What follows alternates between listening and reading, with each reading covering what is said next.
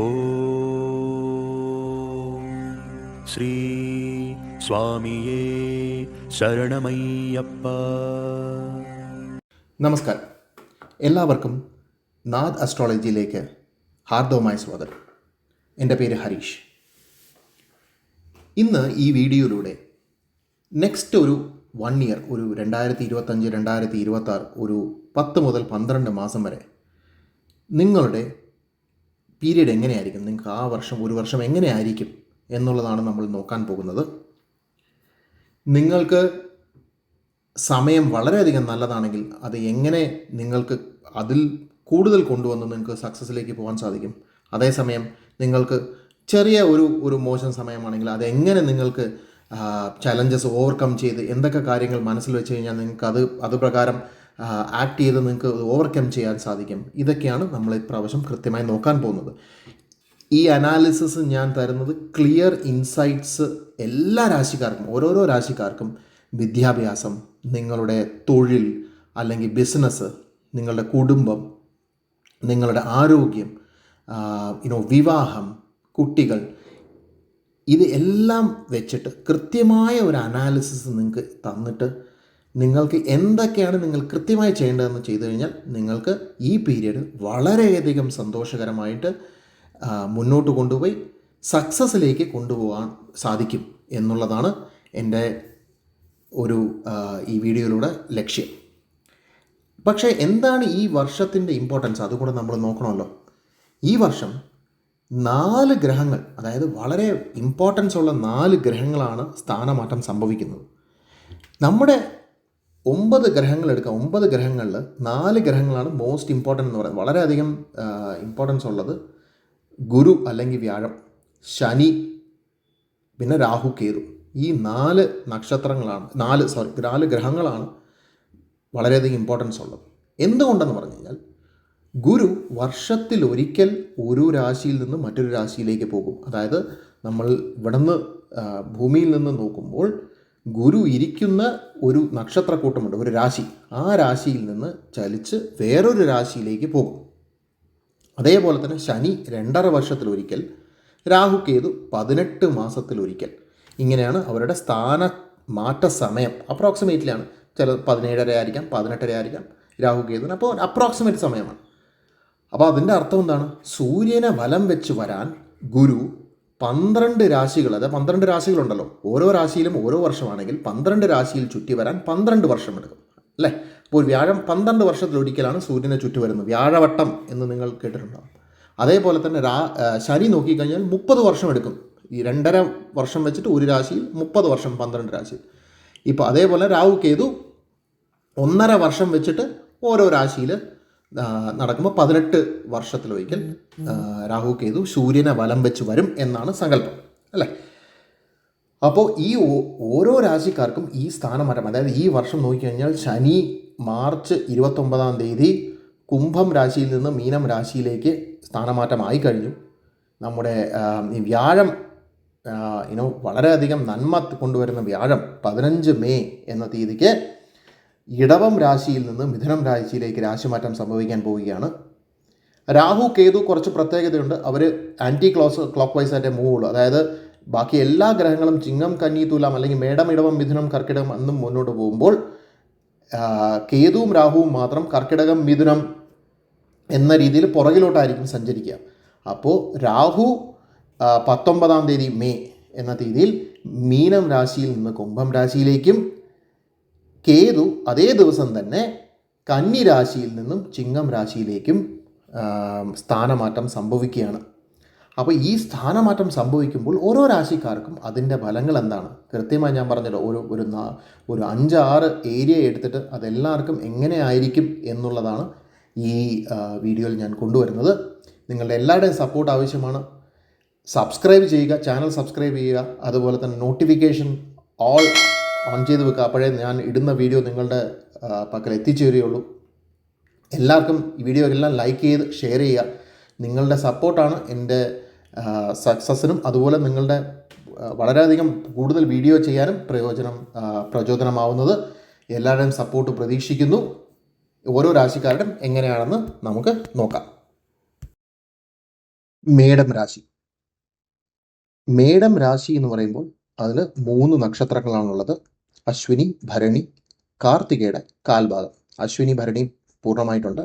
നിങ്ങളുടെ ജനന ജാതകം എടുത്തു നോക്കിക്കഴിഞ്ഞാൽ നിങ്ങൾ കാർത്തിക നക്ഷത്രമാണെങ്കിൽ ഏത് പാദമാണെന്ന് നോക്കി അതിൻ്റെ കാൽഭാഗമാണ് മേടം രാശിയിൽ നിങ്ങൾക്കുള്ളത്.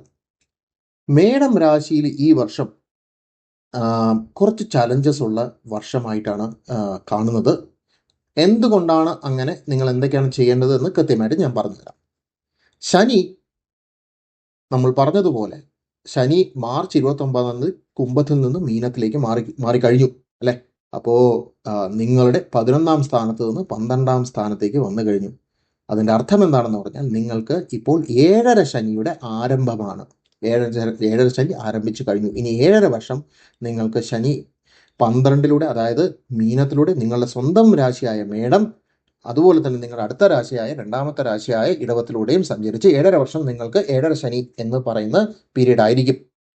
ഈ 7.5 ശനി എന്ന് പറയുന്നത് ഒരു മനുഷ്യ ജീവിതത്തിൽ മാക്സിമം 3 മുതൽ 4 പ്രാവശ്യം വരെ ഉണ്ടാവാൻ സാധ്യതയുണ്ട്. നിങ്ങൾ ഇത് ആദ്യമാണ് നിങ്ങളുടെ ജീവിതത്തിലെ ആദ്യത്തെ 7.5 ശനിയാണെങ്കിൽ നിങ്ങൾ യൂഷ്വലി ഒരു വിദ്യാർത്ഥി ആയിരിക്കും. ആ സമയത്ത് നിങ്ങളുടെ പഠിത്തം നിങ്ങൾ പൂർണ്ണമായി ശ്രദ്ധിക്കേണ്ടതാണ്. നിങ്ങളുടെ മുന്നിൽ പലതരം ഓപ്ഷനുകൾ വരുന്നതാണ്.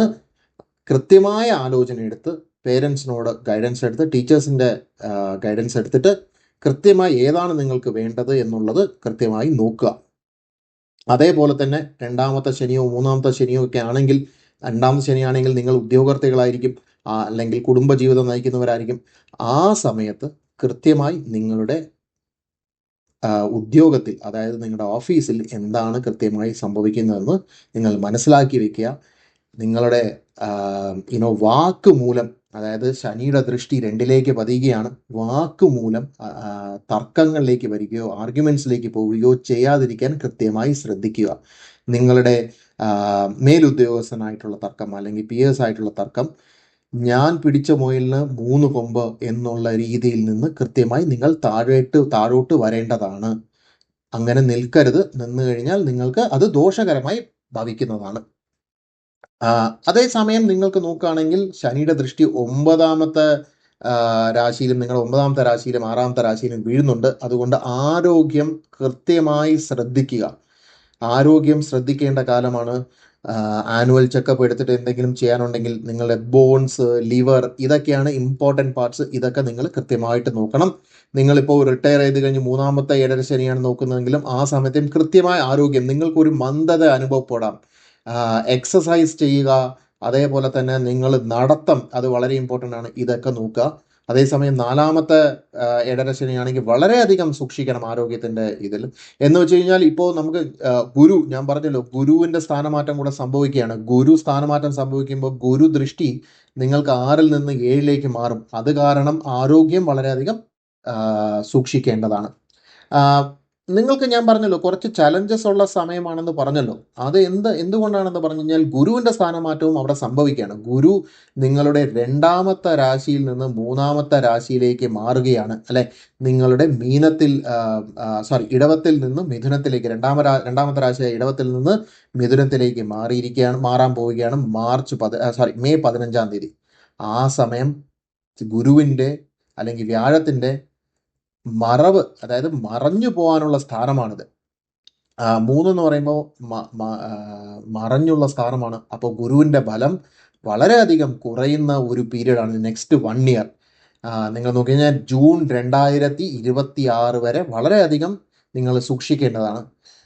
നിങ്ങൾക്ക് ഒരു കാര്യം തീർച്ചയായും വെക്കാം, ഗുരുവിൻ്റെ ദൃഷ്ടി വളരെയധികം നല്ല പൊസിഷനിലാണ്. നിങ്ങൾക്ക് 11-ൽ ഗുരുവിൻ്റെ ദൃഷ്ടിയുണ്ട്. അത് നിങ്ങൾക്ക് ലാഭസ്ഥാനമാണ്. അത് കാരണം നിങ്ങൾക്ക് കുറച്ച് പണം വരവ് നിങ്ങൾക്ക് അതിലുണ്ട്.